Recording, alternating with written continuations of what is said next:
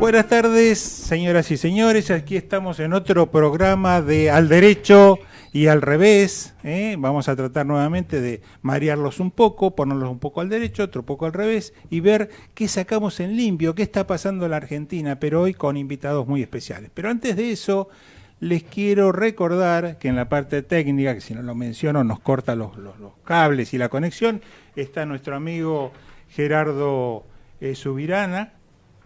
En los aspectos organizativos lo tenemos a nuestro director técnico Federico Politi, quien está absolutamente en todos los detalles y nos resuelve todos los problemas. Y señores, y hoy con invitados otra vez de lujo. Este es un programa donde, no sé, debiéramos pagar para que nos dejen participar, porque esto es un goce total. Hoy lo tenemos a Martín Girardotti, un joven contador público, pero que ha dedicado buena parte de su vida a temas fundamentales de la contabilidad, pero con una orientación específica, que son las investigaciones, que son la búsqueda de la verdad. No sé si para encontrarla y esconderla o para encontrarla y sacarla a la luz, pero lo cierto es que la formación que tiene Martín y la especialidad en el ejercicio profesional tiene mucho que ver con la auditoría, y en especial la auditoría interna de las empresas. Ahora le vamos a dar la palabra a Martín, pero mientras tanto quisiera decir un par de cosas. Martín tiene un posgrado, además de ser contador público, en Management Estratégico y un MBA en UDESA. ¿Está bien? ¿Es correcto? Correcto. Me dice que sí. Fue presidente del Instituto Argentino de Auditores Internos. Ahora no, en este momento no estás en el ejercicio de la presidencia, pero ¿cuánto tiempo fuiste presidente del instituto? 2 años presidente, 2 años. Y ahora estoy en la federación, en la FLAI.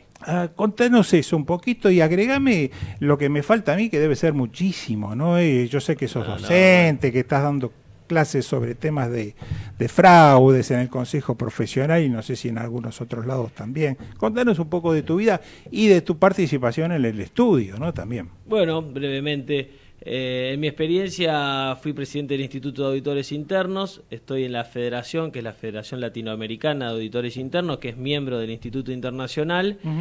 Soy el secretario, y en lo que es experiencia académica hice posgrados en lo que es normas internacionales, de lo que es información financiera, temas que tienen que ver con lo que es la parte de investigación de fraudes, MBA, hice también el posgrado en Management Estratégico, hice también en el IAE 2 o 3 programas.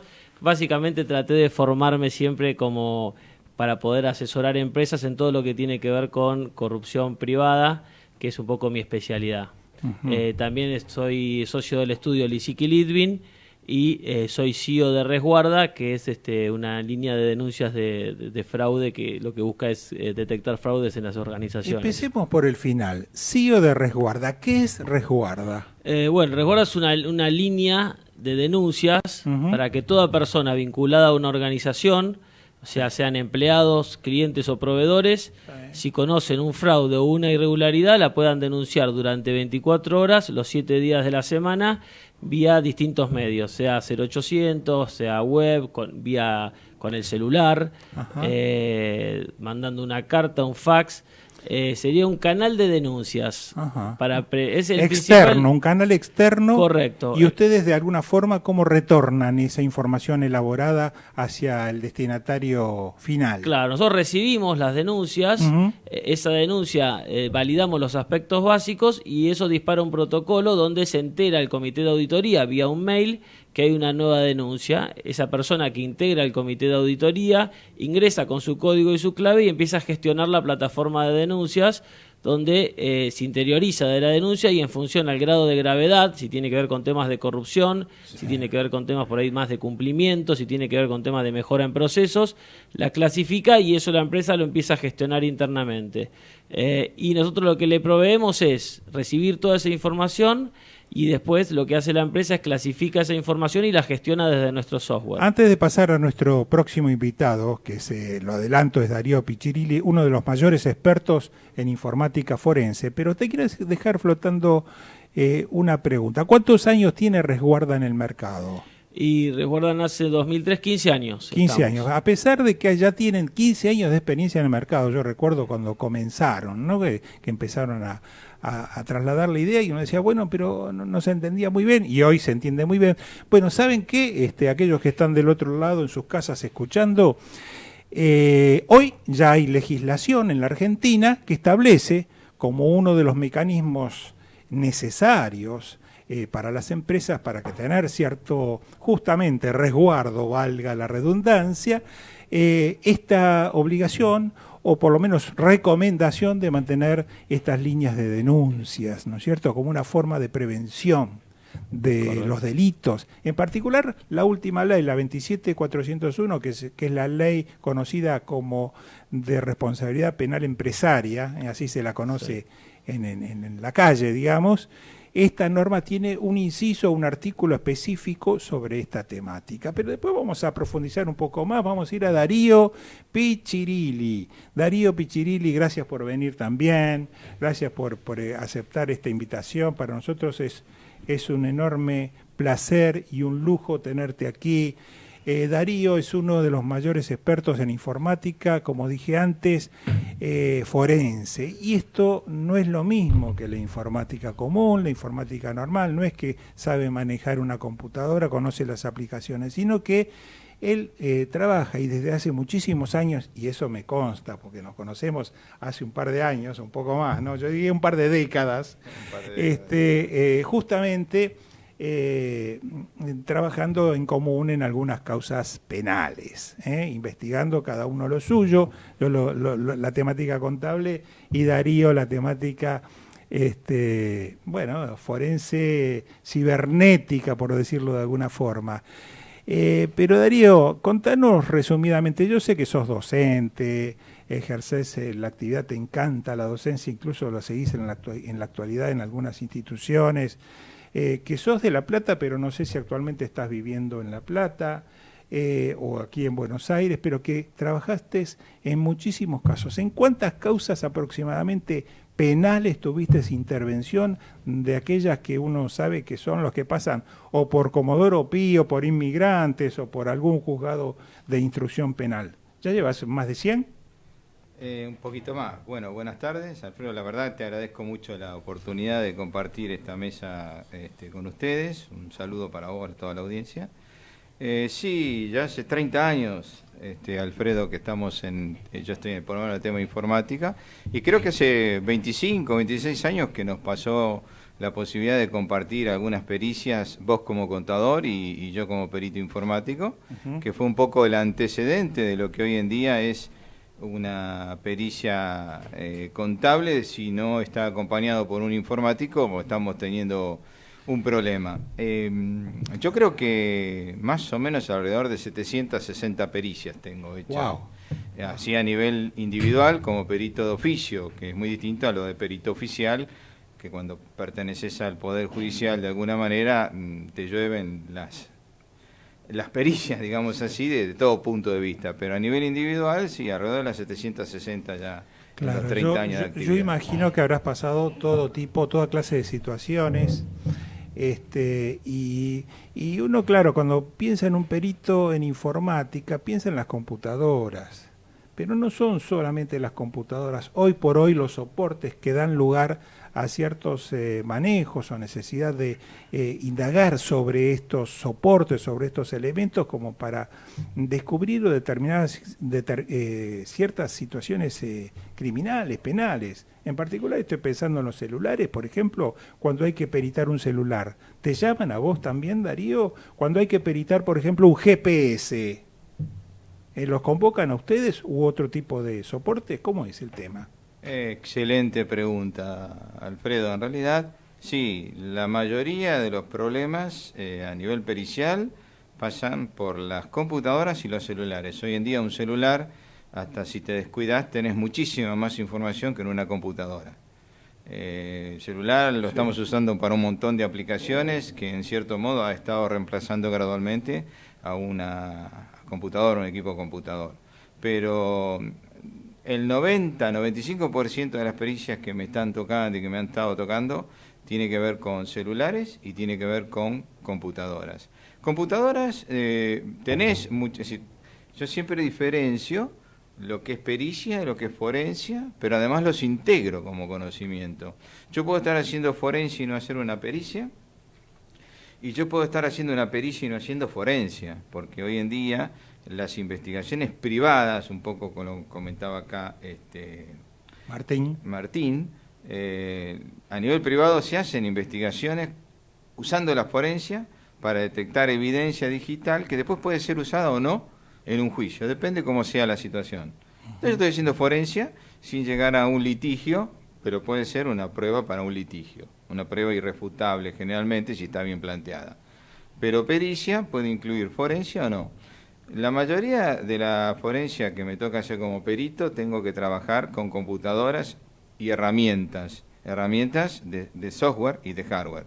En el caso de los celulares es un poco más difícil porque hay herramientas licenciadas, o sea que uno tiene que pagar una licencia de uso, que son muy caras y que a veces un perito a nivel individual le cuesta mucho mantenerla. No solo adquirirla, porque el secreto no es adquirirla. Hablamos de costos de $30.000 en ese orden, pero el secreto después es mantenerla actualizada. Y si vos no mantenés actualizada una herramienta, con el tiempo no te sirve, la inversión no acompaña. ¿Y de dónde provienen estas herramientas, o más o menos alguna de ellas básica? ¿En qué consiste o para qué se utiliza?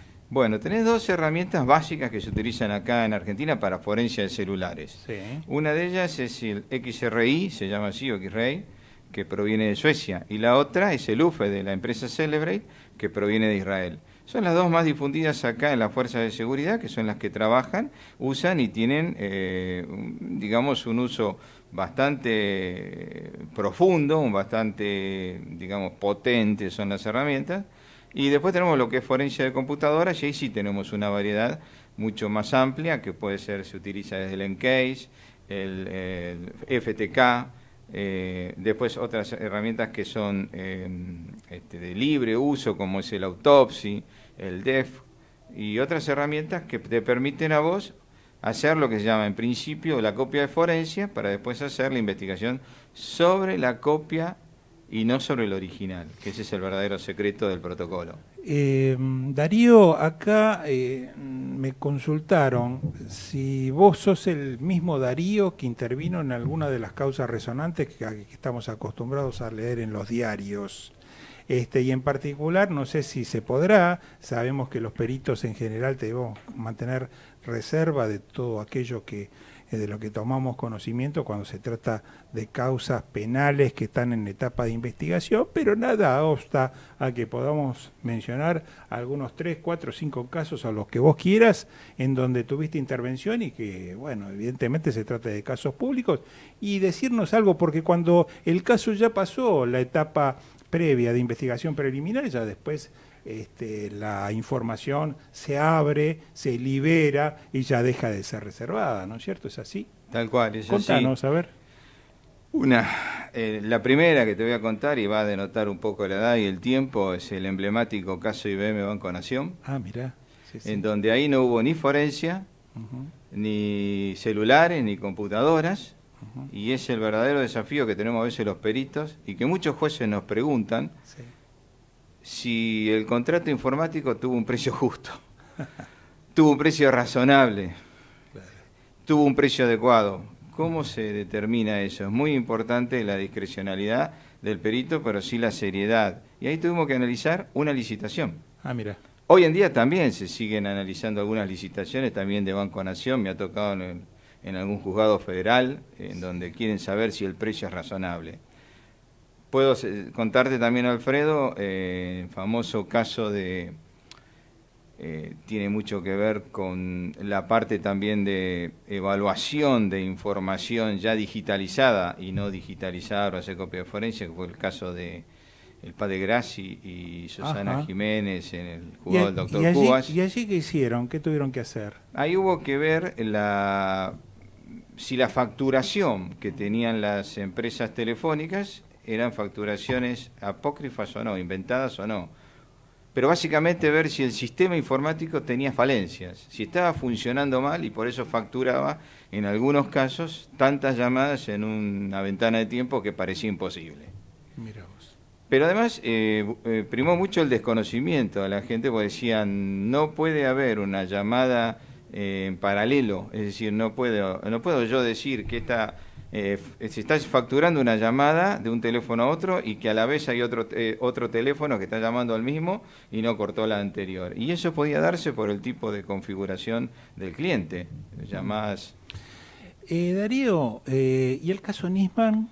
Bien. ¿Lo estás guardando por alguna razón en especial? Porque me parece que es lo suficientemente conocido como para, de alguna forma, o se me ocurre otro que quizás no quieran nombrar, decímelo o haceme alguna seña, por ejemplo, la causa Jaime, o te pongo en un aprieto. Entre los ojos, sí. No, el caso de Nisman, estoy trabajando todavía, es un caso que sigue. Sí te puedo decir que acá sí se aplicó mucho el tema de lo que es forense de computadora y forense de celulares. Pero acá tuvimos que trabajar mucho con cómo se manejaba, por ejemplo, la mensajería instantánea, la mensajería social, el WhatsApp, en donde, más allá de lo que se puede llegar a ver, hubo que investigar algunos detalles vinculados a cómo funciona esa herramienta, porque es una herramienta que encripta un poco la información, pero se puede establecer cómo funciona, y ahí se pudieron obtener determinados datos que le llamó la atención a la Fiscalía y que creo que es un nuevo eje de investigación. No cabe duda, por lo que nos cuenta Darío, que se trata de uno de los especialistas más buscados cuando las papas queman, cuando las causas comprometen muchísimo los intereses, a veces los intereses económicos y muchas otras veces tienen que ver con la libertad, la cárcel de algún presunto responsable. Pero indudablemente hace falta verdaderos especialistas que pongan el ojo y vayan a buscar exactamente donde se debe buscar para establecer la verdad respecto de herramientas tan complejas como puede ser el interior de un celular, la forma en que se guarda la información, cómo esa información fluye, o tratándose de computadoras, lo mismo. Pero volvamos por un momento acá, Martín. Y te voy a dejar, antes de volver a Martín, te voy a dejar flotando una pregunta para que no la vas a tener que pensar, pero te la vamos a hacer después, sobre lo que se llama y conocemos como la cadena de custodia, de las herramientas o los elementos que van a ser objeto de peritaje, que en una parte informática se me ocurre que es especialmente importante. Pero Martín, volviendo a lo tuyo, vos hacés en gran medida, y dentro de lo que es un poco tu trayectoria, me parece a mí, corregime si me equivoco, trabajo vinculado más con la prevención del delito, con la prevención del fraude, colaborando quizás o intentando colaborar con las empresas, con los clientes de tu estudio, o de alguna forma para que el delito no llegue a concretarse, o por lo menos eliminar o achicar los riesgos. ¿Es verdad esto? ¿Y cómo se hace? Sí, en lo que es las empresas tienen claro que en todo lo que es Latinoamérica, con sistemas judiciales que a veces son difíciles y trabajosos de probar cuando existe un ilícito, una irregularidad, las empresas obviamente a nivel económico resulta mucho más interesante y mucho más útil, el costo-beneficio es prevenir. Y entonces se invierte mucho dinero en la prevención. Hay legislación sobre este tema, pero también las empresas montan estructuras y gastan fortunas de dinero para que la gente se comporte debidamente. ¿Es un gasto o es una inversión? Es una inversión porque el costo-beneficio lo paga. La realidad es que nosotros tenemos en las organizaciones un 10% de la gente que normalmente se porta bien porque tiene esas pautas morales, un 10% que normalmente se porta mal, para si lo segregamos en 3 grandes grupos, y un 80% de la gente que se comporta según el sistema en el cual convive. El ejemplo que siempre uno da cuando uno da clases es el argentino que pasa un semáforo en rojo acá en provincia y por ahí está en Miami y es el primero que frena. Exactamente. Bueno, eso es lo que se llama en auditoría el ambiente de control, y generar ambiente de control en las organizaciones es clave porque uno actúa sobre la prevención, y cuando una persona piensa que se lo puede detectar, en la mayoría de los casos no actúa, no comete el ilícito. Entonces es lo que se llama mucho trabajar en la prevención, y mucha inversión que ponen las compañías es en eso, de trabajar en estructuras de prevención para que si existe un delito, minimizar esa existencia de ese delito. Me te hago una consulta que yo alguna vez escuché algún dato, pero no sé en la actualidad si siguen vigentes los mismos valores.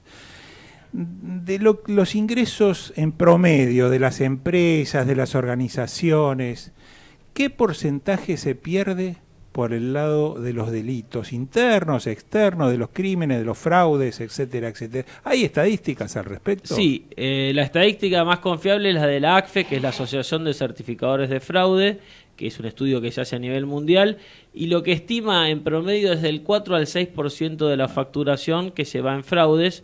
Obviamente que esto afecta muy distinto a las distintas industrias, depende de donde uno esté localizado. Pero discúlpame, vos me estás mencionando que del 4 al 6% ¿de qué? ¿Del valor de las ventas, del valor del activo? Del valor de las ventas, de lo que uno vende. Del monto bruto de ventas. Correcto. O sea, son cifras enormes. Es como pagar 2 veces ingresos brutos, para ponerlo en términos... Claro. Son cifras muy grandes, y en Latinoamérica en algunos casos son mayores esos números, porque si nosotros vemos los sistemas de control interno y las mejores prácticas administrativas, se implementan con muchas falencias los controles acá por un tema de restricciones muchas veces administrativas, de costos, muchas veces por falta de conciencia y otras veces por falta de legislación, con lo cual las estructuras de control interno son mucho más endebles en la región, por ejemplo en las empresas privadas, por ahí no tanto los bancos, que son mucho más regulados que en otras regiones, en otras partes del mundo. Entonces tenés casos donde encontrás muchas veces fraudes, irregularidades, que uno dice no puedo creer que haya pasado esto, con cosas muy sencillas y simples, que son esquemas burdas, que uno a veces no lo puede ni creer, pero pasan. Ahora, ¿no hay delitos perfectos? Yo creo que hay los delitos perfectos y no se detectan.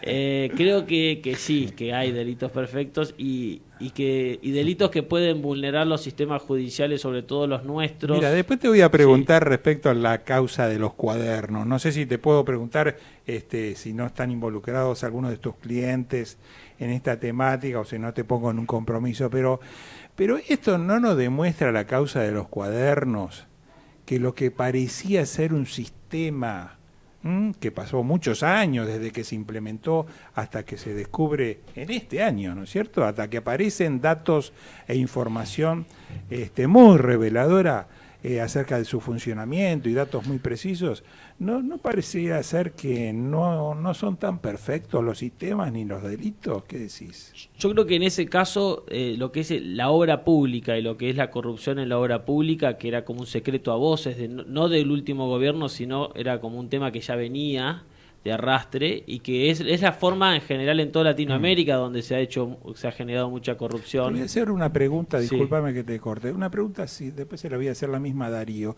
¿Te tocó trabajar con expertos en informática? Sí, me costó, digo. Me tocó, sí, son particulares los expertos en informática. Muchas veces, como bien decía Darío, muchos de los temas que hay irregularidades y fraudes, claro, la prueba se consigue desde la computadora o los celulares. Y ahí una de las cosas que hay para Darío, para charlar, es el tema de qué pasa hoy con los celulares que tienen claves, o las aplicaciones que tienen claves, hasta qué punto se puede acceder. Y también está el tema de las investigaciones privadas, de la privacidad. ¿Uno puede acceder a un celular de un funcionario o de una empresa o no? Bueno, ahí hay muchas cosas que depende de la legislación. Pero yo te hago Sí. otra pregunta, digamos, para el contador Martín Girardotti. A través de la contabilidad de las empresas, a través de los sistemas computarizados de contabilidad, ¿es posible que se concreten o se produzcan delitos que de pronto necesitan ustedes la participación de un experto en informática para que colabore en la investigación? Sí, porque, por ejemplo, vamos a algo concreto. A veces se ve una irregularidad en el módulo de tesorería, Sí. donde hay un desvío de fondos. Correcto. Entonces uno le solicita al experto informático y dice, bueno, ¿con qué clave se accedió y quién fue el que accedió? ¿Quién tenía ese acceso? Sí. Eso sería un punto de pericia, a ver quién accedió, en qué horario accedió. Claro. Y después tiene que corroborar con los otros sistemas de la empresa, si esa persona estaba en la empresa, si se accedió de forma remota. Ajá. O sea, es constante la interacción con la gente de informática. ¿Y a Darío qué le parece todo esto? ¿Le tocó trabajar a Darío con contadores? De hecho sí, porque así nos conocimos nosotros, sí, ¿no? sí. La respuesta la conozco, pero la contabilidad es un flanco débil, vulnerable, que se suele utilizar para cometer delitos y fraude que tengan que ustedes develar. Sí, en realidad hoy en día, inclusive me está tocando trabajar en el fuero civil, Ajá. donde a veces se pide investigar determinada situación de un sistema contable y los juzgados están ordenando a dúo una pericia con un contador y con un perito. El contador, si el perito busca en el servidor si hay aplicaciones contables. Correcto. El contador, y le marca al contador, el contador verifica que eso realmente sea una aplicación contable vigente, Ajá. pero también el perito puede encontrar otra aplicación contable que no es la que aparentemente está vigente, Correcto. tirando a negra, digamos. Correcto. Pero también el perito ayuda a buscar si hay archivos borrados. Ujú. Muchas veces sucede que ante la Inminencia de un peritaje. exacto, de una investigación o algo por el estilo, se borran los archivos. Claro. El perito ayuda a buscar archivos borrados y con las herramientas de forencia empiezan a aparecer las posibilidades de encontrar pedazos de información que no son de archivos. Que no se Pero borraron totalmente. Exactamente, pero que pueden ser indicios para una investigación. Correcto. Una vuelta me pasó un caso de un agente que hacía estafas con bonos a la AFIP Sí. y habían entrado con la clave del presidente de una empresa corporativa y cancelaban deudas con bonos apócrifos. Ujú. Eso se investigó y se dieron cuenta que venía de Rosario y esta empresa estaba en Buenos Aires, en Capital. Se ordenó el secuestro de la computadora de Rosario, Sí. se hizo la pericia y se encontraron en lo que se llama datos residuales Sí. una clave de acceso. Vos mencionabas las claves de acceso, vos también, sí. Martín. Bueno, encontró en una computadora secuestrada en Rosario la clave de acceso del presidente de la empresa Ujú.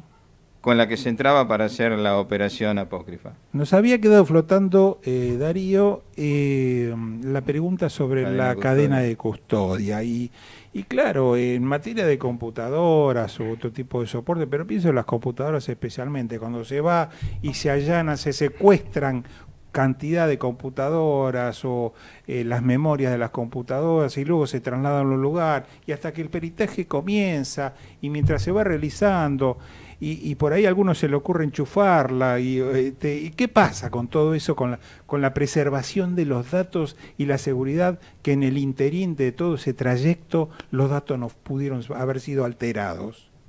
Es una excelente pregunta y vos me tocaste también hace un rato el caso de Jaime, los mails de Jaime. Sí, sí. Ahí se aplicó mucho el concepto de la cadena de custodia, principalmente porque cuando me toca hacer la pericia a mí, había 3 pericias anteriores. Ajá, claro. O sea que yo tuve que trabajar sobre la evidencia secuestrada inicialmente, que le hizo una fuerza de seguridad, después lo hizo una universidad, después la hizo un perito y después me tocó a mí. O sea, yo tenía que tener la seguridad de que esa evidencia era la misma que se había utilizado con la primera, independientemente de los puntos de pericia, lo que el juzgado pretendía, Sí, sí, pero la evidencia tenía que ser la misma. tal cual. Hoy en día, inclusive se está optando por no secuestrar las computadoras, sino abrir las computadoras, sacar los discos rígidos y llevárselos, Sí. si no hay que investigar otra cosa. Y lo que se hace es la copia forense, el cálculo de hash. Ah, El ¿cómo cálculo es de eso? hash es un algoritmo Sí. que vos lo podés hacer inclusive en el momento del secuestro, que es una protección digital lógica, es un algoritmo, es una fórmula de cálculo que te dice, la información de todo este disco rígido, por ejemplo, tiene un código único e invariable, y ese código se va a mantener siempre. Es como si yo le pusiera una faja de secuestro y no la toca nadie. Acá tenés una faja virtual de secuestro. Eso lo calculo en el momento del secuestro. Hay un formulario de cadena de custodia, lo asiento en la cadena de custodia. Si no hay un formulario, utilizo en el acta. Y cada perilla que se tiene que hacer, se calcula ese hash y tiene que ser el mismo. Claro, eso te da cierta seguridad de que no hubo alteraciones en el camino. Te da la seguridad absoluta. Darío, Martín, ustedes saben que en la radio, bueno, los tiempos son tiranos, son cortos, son breves. Y ya llevamos, sin querer, más de media hora de programa. Así que vamos a ir a un pequeño intervalo. Y cuando volvemos vamos a ir a Martín y a ver que nos cuente alguno de esos casos más apasionantes en los cuales le ha tocado intervenir y que él seguramente no puede borrar de su memoria. Volvemos en un minuto. Ecomedios.com AM1220. Estamos con vos. Estamos en vos. Descarga gratis de tu celular la aplicación Ecomedios. Podés escucharnos en vivo, informarte con las últimas noticias y entrevistas en audio y video. Búscala y bajate la aplicación Ecomedios. Podés vernos en vivo en ecohd.com.ar. Conectate con nosotros. Contestador 5 254 2353. Hacer el mejor regalo a mamá en su día. Llévale uno de los nuevos Samsung Galaxy J6 o Galaxy J8 en 12 cuotas sin interés. Además, si sos cliente Fiber Telepersonal, tenés un descuento exclusivo en nosunimos.com.ar. Personal. Más información en personal.com.ar. Por fin, Deco Propuestas Decorativas. Empresa familiar dedicada a la decoración integral. Cortinas tradicionales, rollers, romanas, orientales, verticales, venecianas, entelados, tapicería en general, toldos. Visite nuestro showroom en Honduras 4613, cuarto piso, oficina 402, Ciudad de Buenos Aires. Contacto al 15 44 78 60 87. Atención personalizada. También nos puede encontrar en www.porfindecoraciones.com.ar.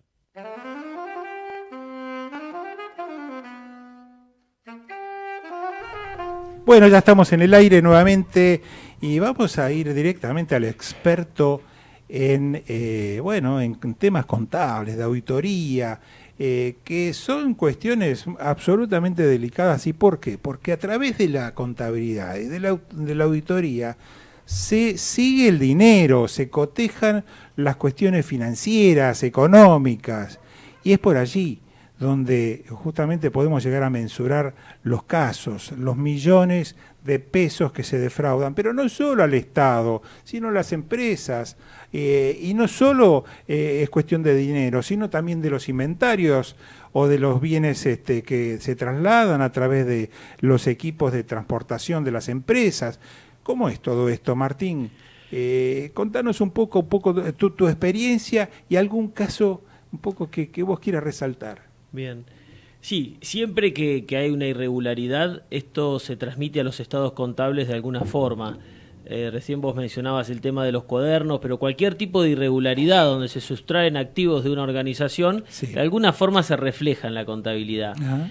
Lo que pasa mucho en Latinoamérica y en Argentina específicamente es la aparición de gastos y sustitución de comprobantes, sí, donde aparecen gastos ficticios, donde parece que sale plata de la organización, que esa plata sale de la contabilidad, pero que esa plata, en vez de ir a un proveedor o a un tercero, es plata que queda y a veces se usa para, o se roba directamente, o se usa para a veces pagar una comisión, una coima o lo que fuese. Tal cual. Y a veces en otras organizaciones también esa plata, en vez de salir vía gastos, sale vía a veces hasta cuentas particulares o quedan en cuentas de caja, que cuando uno las va a arquear no existen, cuentas de caja abultadas que en periodos de inflación no deberían existir, esas cuentas de caja, y bueno, y eso también es un factor que llama la atención. Hay toda una cantidad de indicadores, porque la contabilidad en el fondo es como un termómetro que te va marcando situaciones que en la medida que uno las va verificando, va marcando distintos riesgos, distintas situaciones que se pueden ir generando. A propósito de esto,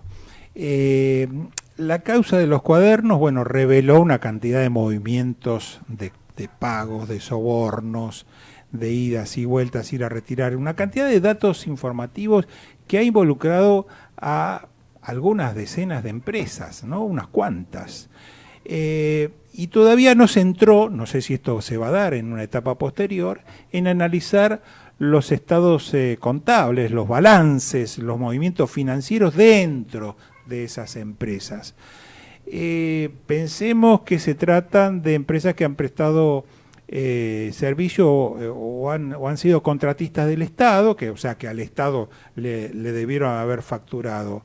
¿Vos pensás que cuando se ponga la mirada a través de expertos contables en esas contabilidades, se pueden llegar a detectar datos como los posibles sobreprecios que hubo en las licitaciones, sobre estas coimas que se pagaron? ¿Qué le ves vos como posibilidad de búsqueda? Y cómo, si vos estarías del lado del juzgado, ¿cómo relatarías o plantearías los puntos a responder por los peritos? Sí, obviamente que en todo acto de corrupción el dinero sale de algún lado, y en estos casos ese dinero debería salir de esas compañías que recibieron esa plata. Uh-huh. Cómo esta situación se puede dar de múltiples formas, o sea, no hay una única forma, hay múltiples. Para poner un ejemplo, sí, una situación se puede dar que una empresa recibe del Estado X cantidad de millones, y hay otra empresa del grupo que le factura a esa empresa, y vía esa empresa del grupo, que por ahí ni siquiera está auditado por un gran estudio o el que fuere, se desvían los fondos para el pago de este tipo de situaciones irregulares. Puede ser vía comprobantes, ajá, el ingreso de comprobantes, como en el caso de Odebrecht, donde había toda una estructura montada para conseguir facturas, sí, que respalden gastos. Uh-huh. Puede ser vía dejando saldos de cuentas de activos y reales, como puede ser saldo de caja, saldo de cuentas particulares. Todo ese tipo de situaciones se pueden dar, y en general no hay una sola situación. Cuando uno empieza a analizar, ve que hay un popurrí, y se puede detectar en mayor o menor medida. Sí, pero sí llaman la atención, o pueden llamar la atención, correcto, del experto, como para comenzar a partir de allí a introducirse en ese rubro, en esa cuenta, en los movimientos, ver cómo se produjo la operatoria y analizar, si se quiere, también los comprobantes de respaldo, ¿no es cierto? Se puede recorrer todo el camino, analizar los comprobantes de respaldo, analizar un poco los saldos intercompany, analizar el flujo de los fondos, cómo era el flujo de los fondos una vez que se cobraban, hacia dónde iban. Hay todo un trabajo arduo. Hay que ver, en este caso parece que con las confesiones y todo como que ya queda probado. No sé hasta dónde va a querer ir un juzgado a probar específicamente si le va a aportar más valor a la causa o no, pero eso lo veremos más adelante. Parecería que con la confesión de las partes, como ha habido muchos casos donde las partes han dicho sí, participamos, pagamos, no sé si el juzgado va a querer profundizar a ir a buscar cuál fue el asiento contable o cuál fue la forma en la cual se llevaron los fondos para volver a pagar. No olvidemos que hay una etapa que tampoco se recorrió hasta este momento, que es, bueno, ver si parte de esos dineros, ¿no es cierto?, ya sea el engrosamiento de los precios de las licitaciones vía sobreprecios, como se lo suele llamar, o el pago de las coimas, y parte de eso los investigadores judiciales van a pretender, como pareciera ser una cuestión lógica, recuperarlos para el Estado, porque en definitiva son perjuicios, y esos perjuicios hay que establecerlos, y alguien independiente, me parece,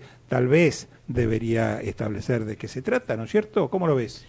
Sí, yo creo que establecer un mecanismo, o sea, detectar un mecanismo, investigarlo y detectarlo, se puede detectarlo, investigarlo. ver los montos e identificar los montos del perjuicio es más difícil porque habría que detectar los múltiples mecanismos, probarlos, pero obviamente que el objetivo último sería recuperar esos fondos. En general, si esos fondos terminaron en funcionarios o exfuncionarios públicos, hay que ver obviamente de qué forma se dieron. En Argentina se movía mucho dinero en efectivo, según lo que uno vio en los medios, ¿no? Y el dinero en efectivo es muy difícil de rastrear.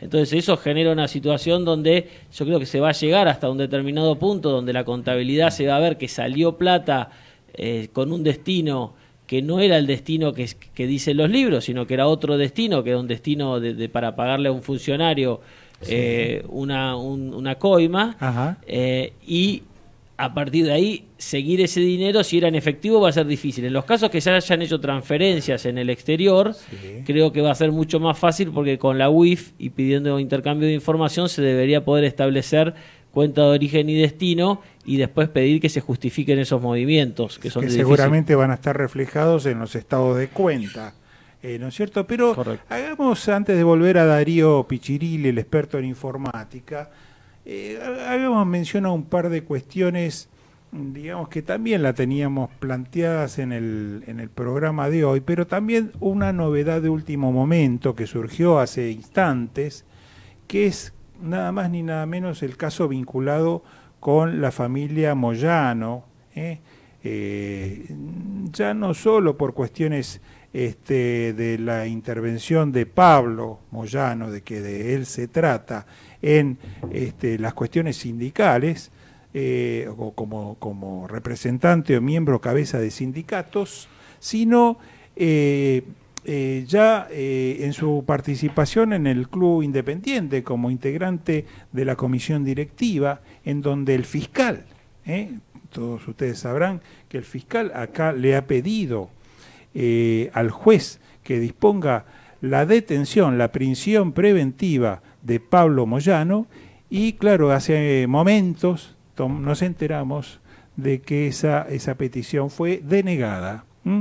También se supo en la tarde de hoy, y esto espero que no tenga nada que ver con la decisión del juez, que el juez habría sido amenazado para el supuesto caso que decidiese la prisión preventiva de Pablo Moyano, pero lo cierto es que el juez no hizo lugar a la petición del fiscal, seguirá en libertad mientras tramite la causa, por lo menos por ahora. Así que es una de las novedades que poco ha impactado a la sociedad, porque no sabemos si aquí se trata de una pulseada entre la fuerza de una persona sospechada de cometer delitos, pero con un gran apoyo de sus adeptos, de los organismos de otros sindicatos, etcétera, etcétera, o se trata de porque la ley o las pruebas o los elementos de juicio que ha tomado en cuenta el juez lo llevan a tomar esa decisión, que no habría suficientes elementos que comprometan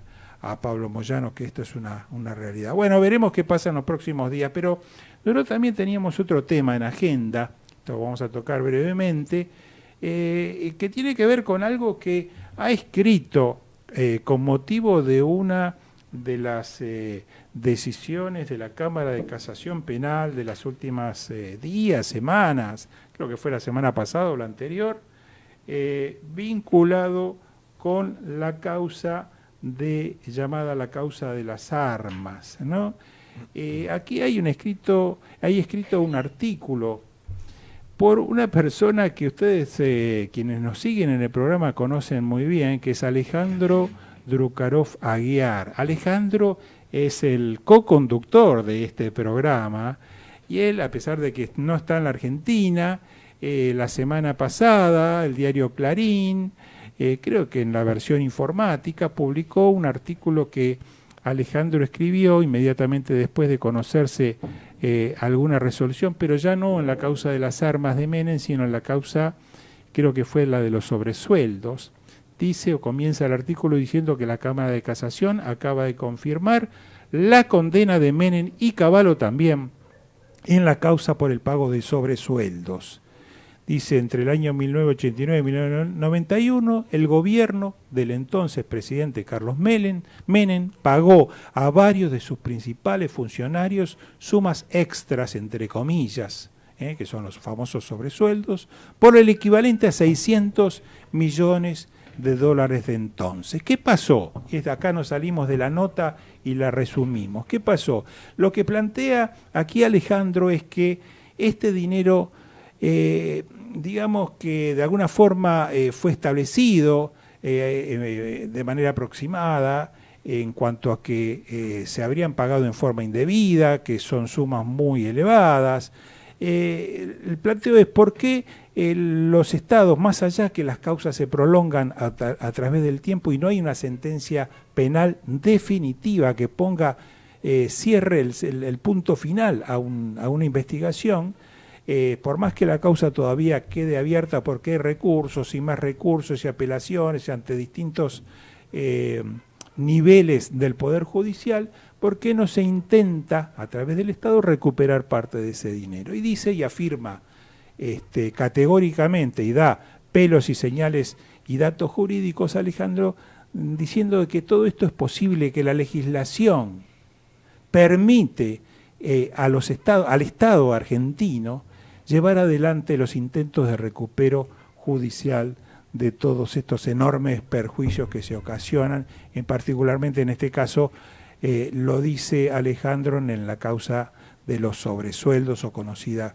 con ese nombre. Y que en su momento algunas ONGs, junto con algunos profesionales también, le pidieron a la Tesorería General del Estado, al Procurador del Tesoro de la Nación puntualmente, señor, ocúpese, haga las gestiones correspondientes para que ese dinero se recupere. Estamos hablando de algo así como 8 o 10 años atrás se hizo esa petición. Bueno, por supuesto que el procurador de entonces nada hizo al respecto y pasaron los años, seguimos con los problemas, la causa ahora pareciera que que puede quedar firme con este fallo, pero lo cierto es que todavía no se comenzó a gestionar, a tramitar ningún recupero del dinero. Entonces nos preguntamos, ¿qué sentido tiene desde el punto de vista práctico que consigamos una sentencia donde hay un ex presidente de la Nación, un ex ministro de Economía condenados, que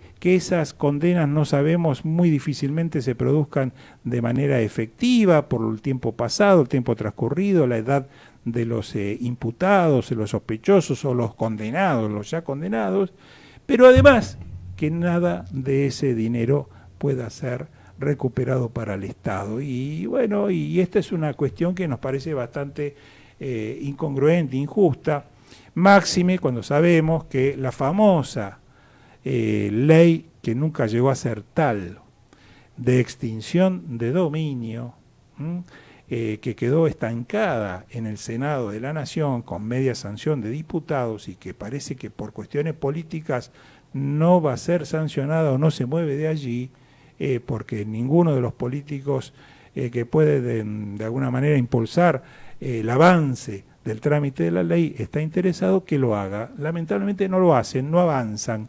Y esta puede ser una herramienta adicional, pero lo que sostiene de alguna forma, adicional ¿para qué? Para recuperar el dinero, más expeditiva, que seguramente lo podría hacer.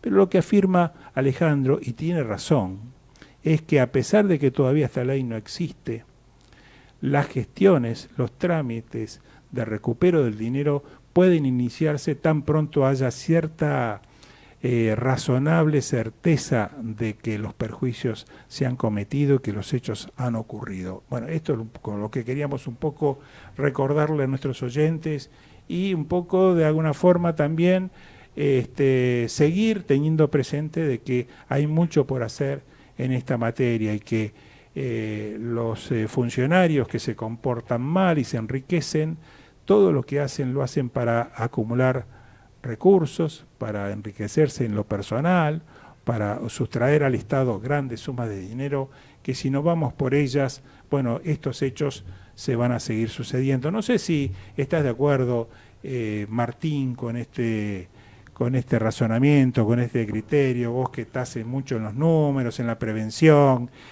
¿cómo ves este tipo de situaciones? Sí, La realidad es que cuando la gente percibe, y más allá de los políticos, también en el sector privado, cuando la gente percibe que no hay castigo o que es muy difícil que uno llegue a tener un castigo, la propensión a cometer un ilícito es mayor. Eso en todo el mundo es así. Exacto. En Argentina particularmente es algo donde la gente sabe que los delitos de guante blanco son de difícil castigo. ¿Por qué? Porque son de difícil investigación, porque los procesos son largos, porque se pueden trabar, y una sociedad donde la justicia y el sistema de premios y castigos no funciona adecuadamente, es una sociedad que termina siendo permisiva con estas situaciones que debilitan los valores fundamentales para poder construir una república. Tal cual, estoy muy de acuerdo. ¿Y nos había quedado flotando una pregunta, Darío? No, básicamente tu inquietud era el tema de la cadena de custodia, que yo lo había mencionado, sí. Y quizás me parecería pertinente comentar que en el caso de una computadora, la cadena de custodia lo hemos mencionado con el tema del hash. Digamos, algoritmo matemático que te permite establecer lo que se llama una franja virtual indubitable para poder estar seguros de que estamos trabajando con la misma evidencia digital que la que se secuestró. Pero en el caso de los celulares, la cadena de custodia es un poquito distinta. Conceptualmente tenemos el formulario que a vos te permite identificar la prueba que se secuestró, pero hay que tomar una serie de precauciones. Si es posible, ponerlo dentro de unos sobres antiestáticos o sobres que se llaman de Faraday, que permite la no intromisión a ese celular en forma remota, pero en el momento que se secuestra, lo ideal es ponerlo en modo avión para que no sea intervenido. Mira qué dato interesante, ¿no? Básicamente, sí, en modo avión, después apagarlo, por supuesto, pero en modo avión inmediatamente, porque si no te pueden intrusar en forma remota desde la nube y te pueden borrar o agregar mensajes. Por ejemplo, en la mensajería estamos hablando de Telegram, estamos hablando de WhatsApp, y eso puede de alguna manera modificar la prueba y no te das cuenta, y cuando vas a hacer la perilla ya está modificada y no te diste cuenta. Y el otro tema es una pavada, pero en el momento del secuestro hay cosas que se obtienen que no se obtienen después. Detalle tonto: los cargadores de los celulares hay que llevárselo porque a veces los conectores no funcionan, se agota la batería después de un tiempo y no lo pueden poner en funcionamiento. Protegerlo para que no se golpeen. Me ha tocado trabajar con algunos celulares que ya estaban golpeados y bueno, protegerlos. Me ha tocado trabajar con celulares que estaban prendidos. Me ha tocado trabajar con GPS que estaban dentro de una caja y se escuchaba la voz recalculando, o sea que lo habían dejado prendido. Entonces ahí evidentemente la evidencia digital se pierde en su sano secuestro. ¿Y hay protocolos para todo este tipo de actuaciones? Sí. Las fuerzas de seguridad a grandes rasgos tienen protocolos. Normalmente se comparte mucho entre las fuerzas de seguridad, se comparte mucho entre algunas universidades. El Ministerio Público Fiscal ha sacado un protocolo y ha sacado un glosario donde explica desde el bullying hasta la cadena de custodia, la evidencia, la copia de forencia. Hay protocolos que más o menos las fuerzas, nosotros como peritos a nivel de oficio respetamos. Y hay un protocolo que se llama DRM, que es de conocimiento internacional, que muchos lo aplican en mayor o menor grado, y que es lo que garantiza que la evidencia digital, ya sea de una computadora o la evidencia de un celular, se mantenga indemne, no se contamine hasta el momento de practicar la pericia y que se obtenga un informe completamente objetivo para quien va a administrar la justicia, que es el juez. Darío, la Justicia Nacional, la Corte Suprema de Justicia, que tiene algunos cuerpos periciales en funcionamiento y que algunos funcionan hace ya varias décadas, hace muchos años, resulta que en materia informática no tiene un cuerpo de peritos informáticos, o por lo menos hasta donde yo conozco. Sí lo tienen alguna que otra fuerza de seguridad, pero la pregunta es, dentro de tu conocimiento, ¿cuáles son si es que existen, ¿no? ¿Cuáles son los cuerpos o las entidades que están mejor dotadas y preparadas en materia de investigación informática para justamente cuidar todos estos detalles de la cadena de custodia, las medidas que hay que tomar al momento de de hacer las prevenciones necesarias y resguardar y secuestrar los elementos. ¿Cuáles son los organismos que están mejor preparados? Bueno, yo por ahí te puedo mencionar, Alfredo, los organismos con los que normalmente trabajo, Sí. y seguramente hay otros que están también bien preparados y no los conozco, pero Gendarmería Nacional está excelentemente preparada, con un protocolo bastante intenso, inclusive desde el momento del secuestro, con cintas que son numeradas y que si vos preservás la prueba con esa cinta, después en el acta de allanamiento, cuando vas a hacer la pericia, tiene que estar coincidente. Sí. Policía Federal también está muy bien equipada. También está muy bien equipado el SIG, que es el Cuerpo de Investigadores Judiciales, que pertenece al Poder Judicial, que es un cuerpo nuevo que se fue formando hace algunos años. Policía de la Ciudad también. Perdón, está, ¿el SIG dónde funciona? está en este momento, normalmente funcionaba en la calle Tuyú, en Capital, y ahora se está mudando a la calle Chacabuco. ¿Y depende de la Corte? Depende del Poder Judicial. Ajá, pero No sé bien cuál es la dependencia exacta, Ajá. pero sé que trabaja con investigaciones judiciales que inician los ¿Y fiscales. todos estos organismos o los miembros integrantes de estos organismos Sí. se capacitan? Porque a mí sí me imagino que todos estos temas deben estar modificándose y cambiando y habiendo novedades a diario, ¿no? Sí, es una excelente pregunta también. El tema es que a veces los recursos humanos que llevan mucho tiempo capacitarse, Ujú. yo siempre digo que un buen recurso humano tiene que tener conocimiento, dominio y experiencia de las herramientas y de los protocolos. Esos tres ingredientes tardan un tiempo en formarse, en sumarse en una persona, y a veces las fuerzas de seguridad los comparten de una manera que se lo llevan de un lugar a otro, y a lo mejor el cuerpo tiene que volver a empezar con la formación de los recursos, que no es fácil. Pero bueno, yo sí noto, me gusta dar clases en el tema, y noto que cada vez hay mayor cantidad de recursos humanos muy bien formados, y por sobre todas las cosas con excelente voluntad de... O sea, hay pedidos de capacitación, digamos, las fuerzas que intervienen en estos casos tienen a miembros que se preocupan por su mejoramiento, el mejoramiento de su perfil permanente. Esto es así. Pero queríamos hacer una pregunta, ya estamos cerrando porque nos queda solo un minuto de tiempo, una pregunta con respuesta muy chiquita. ¿Qué es el compliance? Si es que podés decirnos, porque hoy estamos escuchando hablar de este tema muy a menudo, creo que demasiado a menudo, incluso hasta están apareciendo publicaciones y mucho sobre el tema. ¿Qué significa la palabra compliance y qué tienen que ver, digamos, los contadores con esta temática? Bien, compliance es un conjunto de normas que implementa una compañía con el objeto de prevenir situaciones y detectar situaciones anómalas de corrupción o situaciones que afecten la integridad. Básicamente es eso lo que busca el compliance, y es lo que se aprobó ahora en Argentina en esta última ley, ¿no? Ajá, vos te referís a la ley penal De de personas responsabilidad jurídicas. penal empresaria, Correcto, digamos. sí, Muy bien. correcto. Claro, es un tema, por eso que va a dar mucho que hablar, es una ley nueva que recién está, creo que no ha tenido casos de aplicación concreta, pero que evidentemente Todavía está vigente y lo va a hacer a la brevedad. Correcto. Bueno, ya no nos hemos quedado con tiempo suficiente como para seguir adelante. La verdad que ha sido una clase magistral de dos especialistas sobre estos temas de investigaciones forenses y de prevención de fraudes. Bueno, no tenemos más que agradecer la presencia de Martín Girardotti y de Darío Pichirilli, dos extraordinarios especialistas que nos han ilustrado sobre muchas de estas cuestiones, pero seguramente en el futuro volveremos a convocarlos. Buenas noches. Buenas noches, Gracias. gracias por la invitación. Hasta Muchas la semana gracias. próxima. Saludos a la audiencia.